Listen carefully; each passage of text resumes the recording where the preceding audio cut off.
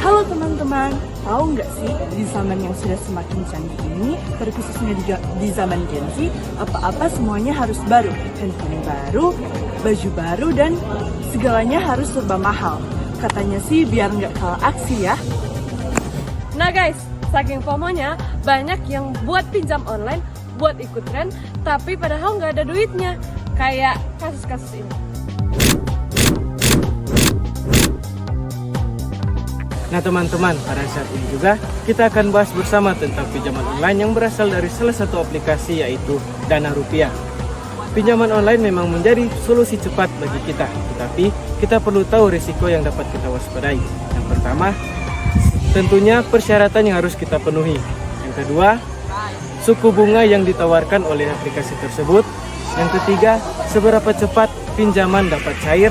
Dan yang terakhir yaitu apa konsekuensi bila kita terlambat membayarnya.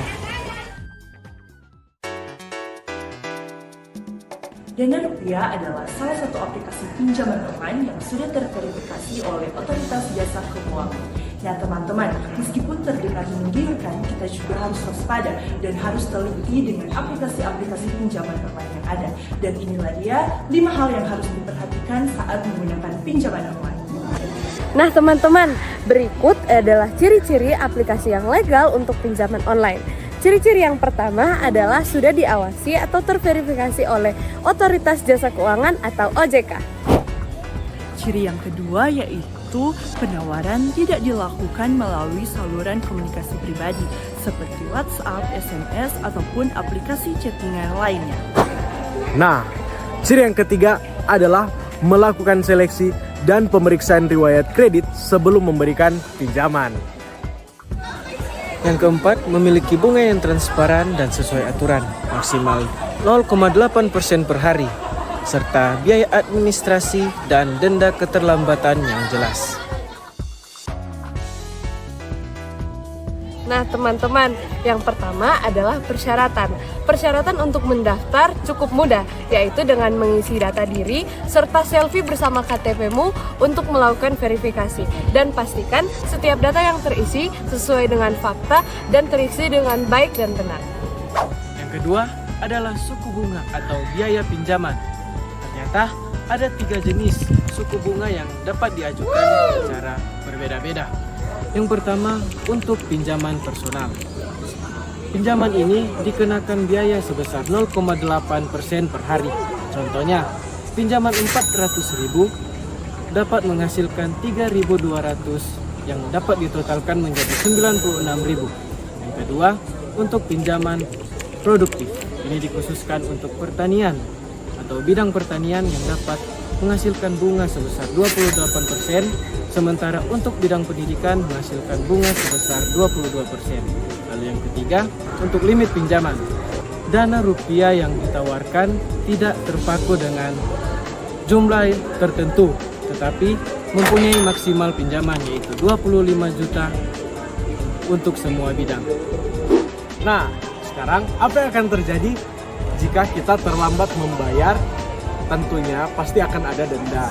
Nah, sebagai contoh pinjaman 500.000 yang sudah jatuh tempo akan mendapat biaya keterlambatan yaitu 20.000 atau 4% dari total transaksi yang diambil oleh peminjam. Nah, jika terlambat 1 minggu berarti 20.000 itu dikalikan saja dengan 6 hari yang menghasilkan 120.000. Wow, ternyata sangat banyak sekali ya. Jadi pastikan ketika Anda meminjam uang, jangan sampai terlambat membayar ya. Dana Rupiah juga unggul dalam proses pencairan dana.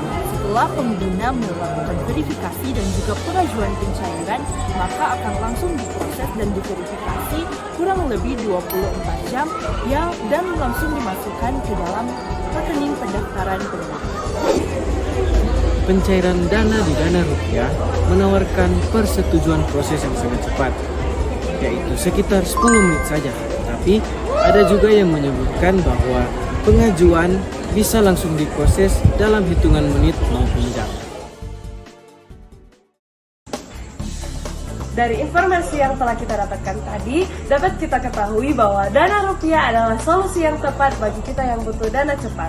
Tapi, penting bagi kita untuk mengetahui agar kita terus waspada dan bijaksana dalam melakukan pinjaman online. Seperti yang dikatakan Alkitab pada Amsal 16 ayat 16 yang berkata, memperoleh kebijaksanaan jauh lebih baik daripada emas, dan memiliki pemahaman jauh lebih berharga daripada perak.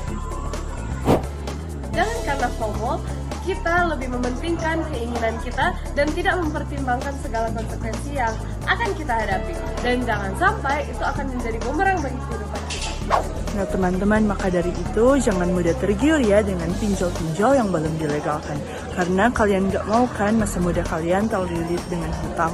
Dan kalian juga gak mau kan kalau masa muda kalian dicap sebagai masih muda kok ngutang sih. Maka dari itu kalian juga harus bijak dan harus membaca setiap syarat yang ada dan ketentuan yang ada untuk menggunakan pinjol. Dan juga kalian jangan lupa untuk mencari pinjol yang sudah diverifikasi dan yang sedang diawasi oleh otoritas jasa keuangan. Bagi teman-teman yang sudah terjerumus dalam pinjaman online, janganlah berkecil hati. Mulailah mengambil langkah yang bijak seperti mencatat seluruh kewajiban, mengatur prioritas kebutuhan yang menjadi hal yang utama, serta menghindari pinjaman yang baru untuk menutup hutang yang lama. Dengan disiplin dan berkomitmen, kita perlahan-lahan dapat terlepas dari hutang tersebut dan dapat membangun masa depan yang lebih baik dengan finansial yang stabil.